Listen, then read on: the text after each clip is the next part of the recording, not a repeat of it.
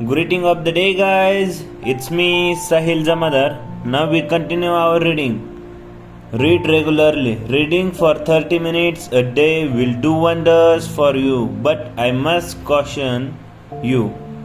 Do not read just anything. You must be very selective about what you put into the lush garden of your mind. It must be immensely nourishing. Make it something that will improve both you and the quality of your life.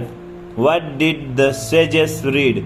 They spent many of their waking moments reading and rereading the ancient teachings of their ancestors. They devoured this philosophical literature. I still remember seeing these wonderful looking people seated on little bamboo chairs reading their strangely bound books with the subtle smiles of enlightenment unfolding across their lips. It was in Savannah that I really learned the power of the book and the principle that a book is the best friend of the wise. So I should start reading every good book I can get my hands on. Yes and no, came the reply. I would never tell you not to read as many books as you can, but remember, some books are meant to be tested. Some books are meant to be chewed, and finally, some books are meant to be swallowed whole.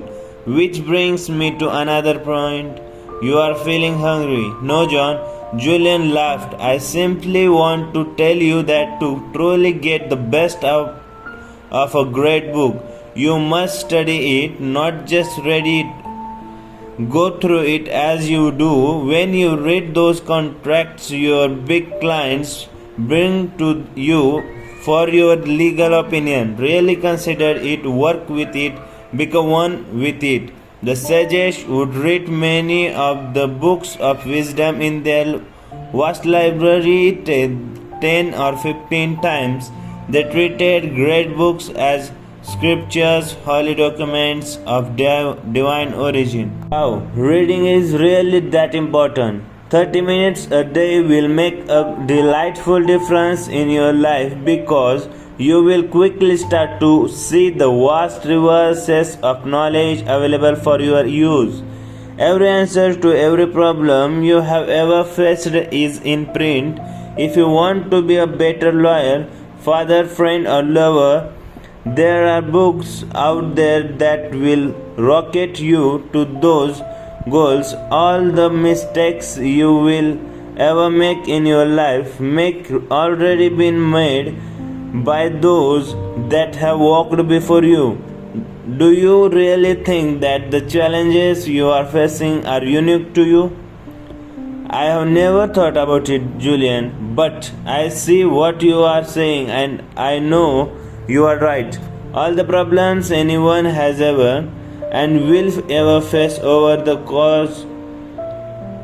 course of their lifetime have already been made, Julian asserted. More importantly, the answers and solutions are all recorded on the pages of books.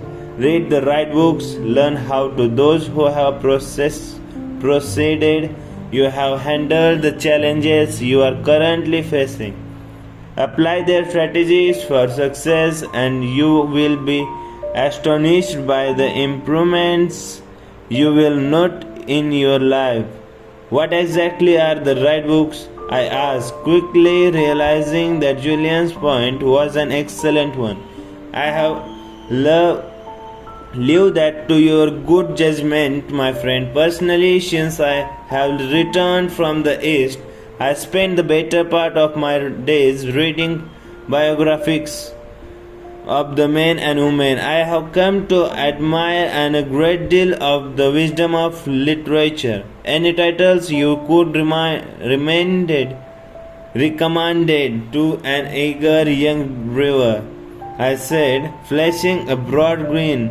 Sure, you will thrive on the biography of the great American Benjamin Franklin. I think you will also find much growth impetus from Mahatma Gandhi's autobiography entitled The Story of My Experiments with Truth.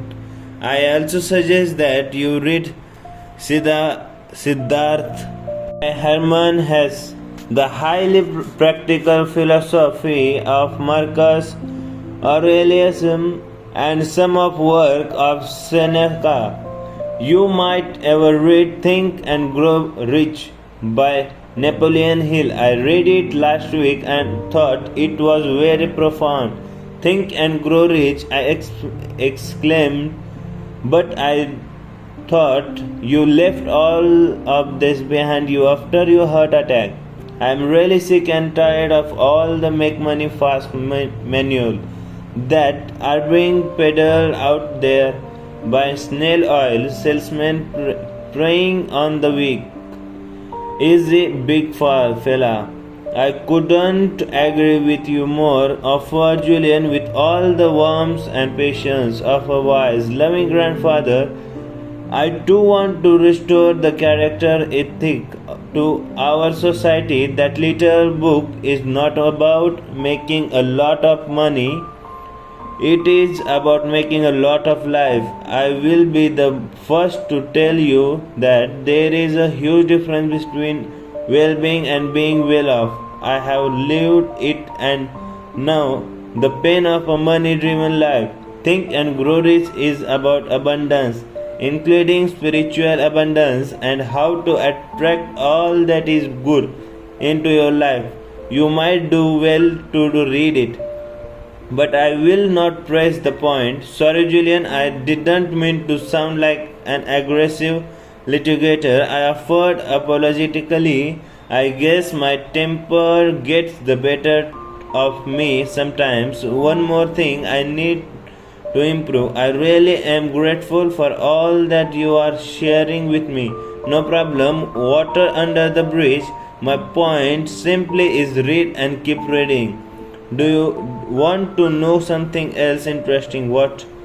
It's not what you will get out of the books that is enriching. It is what the books will get out of you that will ultimately changes your life. You see, John, books do not actually teach you anything new.